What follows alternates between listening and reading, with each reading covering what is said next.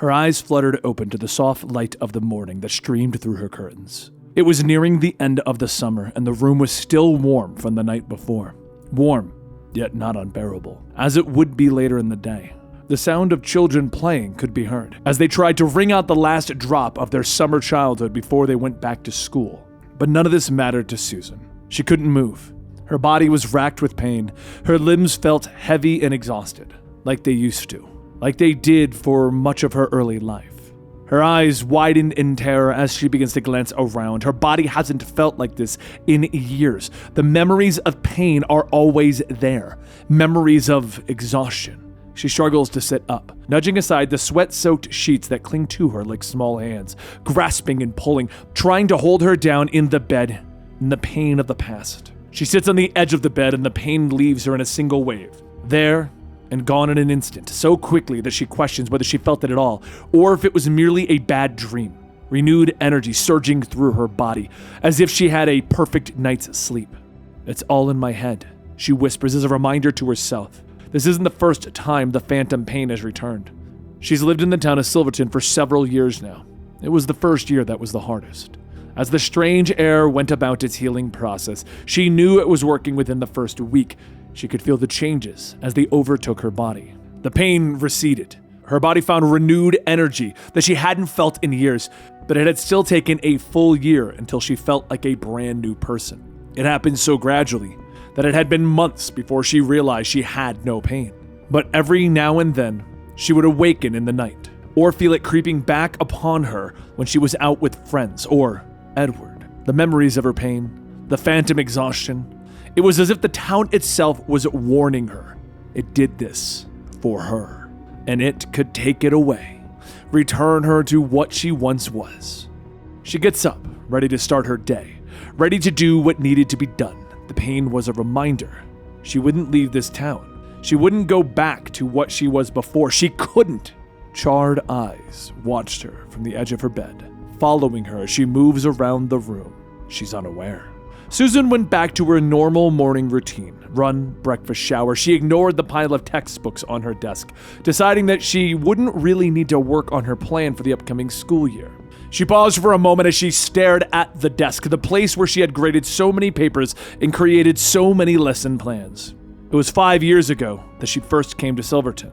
At first, she had heard the stories of the old mining town's healing properties, but she always scoffed at it, chalking up the myths to nothing more than tourism propaganda to get people to travel to what would normally pass as nothing more than a drive-through town. A place no one stopped unless they were falling asleep and couldn't make it any farther. But she tried everything else. She couldn't get on any form of government disability. She couldn't work a job long enough for the health benefits. The pain was too great.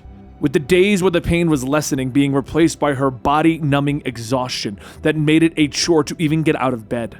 Unemployment wasn't enough. She was at risk of being evicted, so she decided she might as well give Silverton a try. It couldn't hurt, and it was only a quick flight from her home. It was the third day that she truly felt the change. The pain wasn't as sharp in her body, the exhaustion not as stark. That was when she decided she had to move here. Of course, the issue was the same as anywhere else. She couldn't get on disability. Unemployment wouldn't be enough to cover the cost of moving to Silverton. Finding a place to stay and work would be difficult, and she couldn't hold down a job long enough to save any money. It was around this time that she discovered the wanted ad in the newspaper.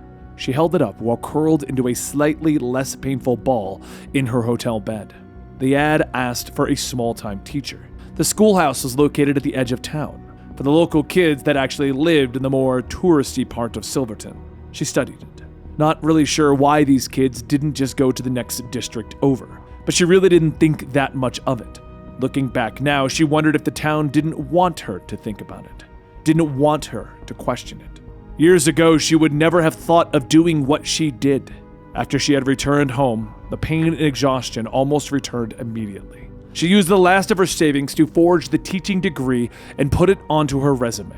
She didn't waste time while she waited, studying as much as she could to be a substitute teacher.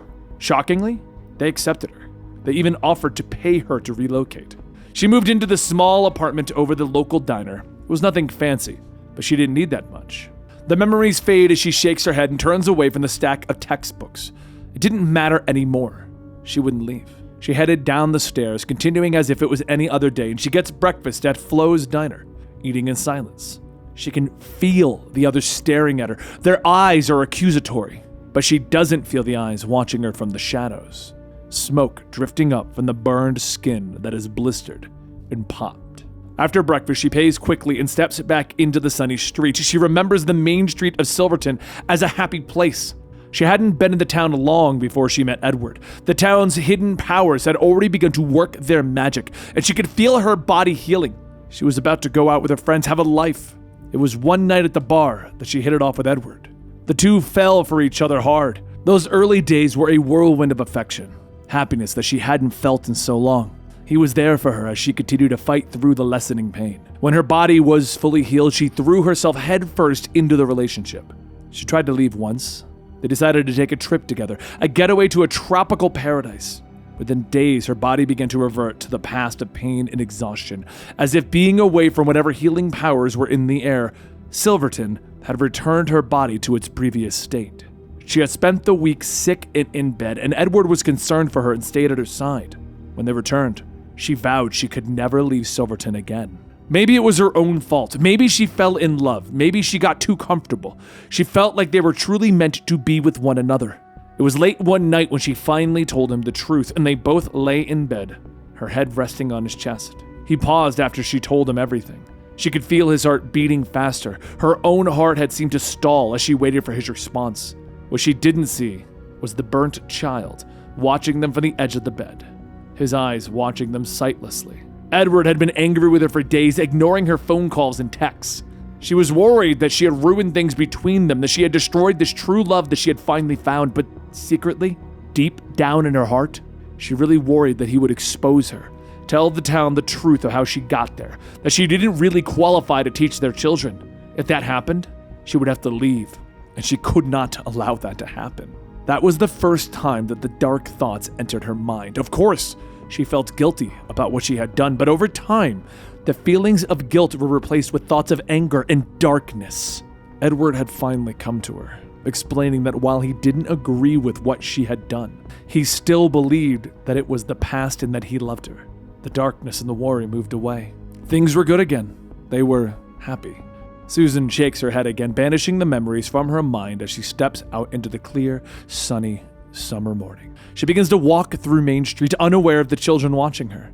They stand on the street corners, looking down on her from the rooftops of the stores that line the street, only a few at first, but more and more. Their skin is blackened, covered in burns and scars, split in other places, smoke curling off of them. She still doesn't see them, continuing to walk on, heading down the street in the direction of her schoolhouse. Several years had passed since she told Edward the truth. While he seemed to finally accept the lies that she told to get to Silverton, she always sensed that they didn't truly sit well with him. Maybe that was why she began to pull away. She would sometimes catch a look out of the corner of her eye, his eyes holding a little bit too long on her, an expression that told her that he didn't approve, that he didn't fully trust her. Of course, she would never bring it up. She feared the answer, feared that he didn't love her, that he would someday expose her, that she would be forced to leave this place that had finally given her life back to her. Maybe that was why she began to pull away. Not in a way that either of them were fully aware of. For all appearances, they were both in love. They were the talk around the town amongst their friends. The question became, when was Edward going to pop the question that their happily ever after was just around the corner? But Susan could sense the truth. She knew that he resented her, and maybe that's why it happened. She doesn't fully remember how she met Sheriff O'Neill or what pushed them to start their relationship, but within a few days they were sleeping together.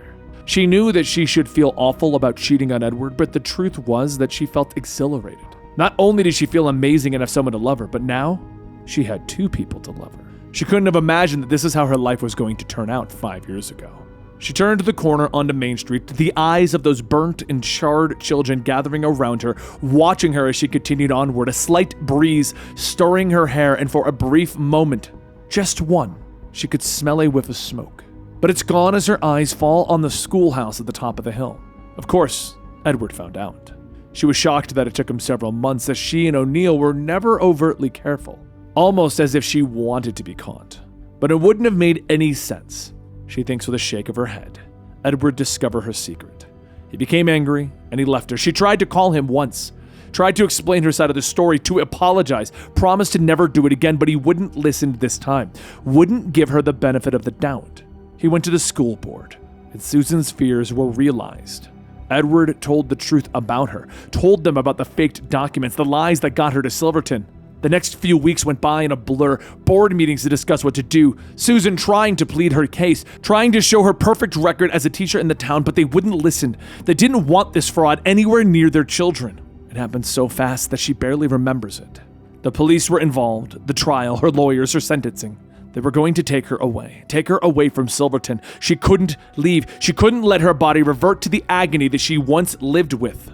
She wasn't sure when her mind snapped, when that door was open and refused to be closed. There were brief moments when she knew that she was crazy, that her actions and thoughts didn't make any sense, but those moments would pass and a dark voice would whisper to her, explain to her that this was the only way that she could stay in Silverton forever. She had stashed the cans of gasoline behind the schoolhouse. She waited for the next board meeting to discuss the hiring of the next teacher. It was a clear summer day, one of the last on record for that year, and she had breakfast at Flo's like she always did. No one questioned her as she walked down the street, heading towards the school. No one noticed when she began to spill the gasoline on the outer walls of the old wooden building, splashing it on the front door before barricading herself in, along with all the parents and students that attended that meeting. It was some time before the fire department could get the flames under control. It was as if something was encouraging the blaze, feeding it, making it stronger. Susan kneels in the schoolhouse now. She can feel those eyes of the dead around her, staring, blaming, judging. She doesn't know how many times she's been through that final day. She seemed to live it for years, decades maybe. She finally looks up to see the building is blackened and burnt around her. The bodies of those that she trapped inside are scattered, their burnt faces twisted in masks of agony and pain. She's repeated this act 1,000 times. Each day, she doesn't see the eyes of the victims until it's too late, until she realizes what she did. She looks up, seeing the world through the scorched glass of the windows. But it's not a warm summer day anymore. The world has been swallowed by a dark and swirling void, lightning crashing in the distance, illuminating a Silverton that has been washed away by a storm of wind and fog. Suddenly, the schoolhouse doors crash open, flying off of their hinges. Susan looks up as the giant briefly steps into the room. He straightens as he enters, her eyes widening in fear at the appearance of this 7-foot-tall man. For a moment, she thought he was a bear, as a massive bear skin was draped over his head and shoulders, scars crisscrossing the bear's hide, detailing a history of battle. She gasps in shock as the man stares there. The bear is still bleeding from its constant wounds. His chest is bare, crossed by strips of barbed wire that bite into his pale flesh, each heavy breath cutting into him more deeply. The lower half of his body is covered by robes and chains biting into his wrists. Without warning, he begins to lurch forward again, his heavy feet sending puffs of ash with each step. She begins to crawl away, her mouth opening for a scream that won't come, and she realizes that the executioner drags a massive cleaver behind him. And as he stops before her, he takes it in both of his hands, raising it above his head. There was a brief moment before he brought that weapon down, where Susan finally finds her scream. It pierces through the remains of her destruction for a brief moment, but finally, the cleaver falls, and her story has ended.